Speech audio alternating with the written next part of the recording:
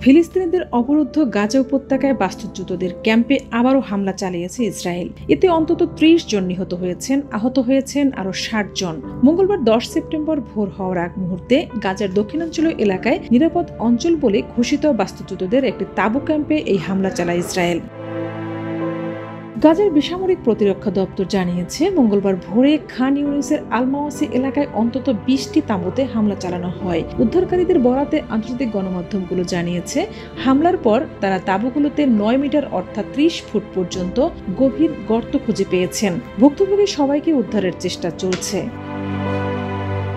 গাজার বেসামরিক প্রতিরক্ষা দপ্তরের এক মুখপাত্রের দাবি, ১১ মাস ধরে চলা যুদ্ধে এটি ইসরায়েলের সবচেয়ে বর্বর গণহত্যাগুলোর একটি। হামলায় হতাহতদের উদ্ধার করে হাসপাতালে নিয়ে যাওয়ার জন্য পর্যাপ্ত অ্যাম্বুলেন্স পাওয়া যাচ্ছে না। এতে উদ্ধার কাজে সমস্যার সম্মুখীন হচ্ছেন বেসামরিক প্রতিরক্ষা দপ্তরের কর্মীরা।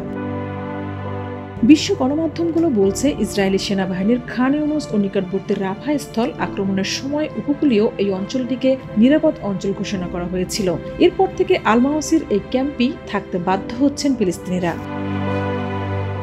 গত বছরের ৭ অক্টোবর হামাসের নজিরবিহীন হামলার পর থেকে গাজা উপত্যকায় অবিরাম বিমান ও স্থল হামলা চালিয়ে যাচ্ছে ইসরায়েল। হামলায় গাজার হাসপাতাল, স্কুল, শরণার্থী শিবির, মসজিদ, গির্জা সহ হাজার হাজার ভবন ক্ষতিগ্রস্ত বা ধ্বংস হয়ে গেছে। ইসরায়েলি আগ্রাসনে ২০ লাখেরও বেশি বাসিন্দা বাড়িঘর ছাড়তে বাধ্য হয়েছেন। গাজার স্বাস্থ্য মন্ত্রণালয় জানিয়েছে, ইসরায়েলি এই আক্রমণে এখন পর্যন্ত ৪১,০০০ ফিলিস্তিনি নিহত এবং ৯৪,০০০-এরও বেশি মানুষ আহত হয়েছেন।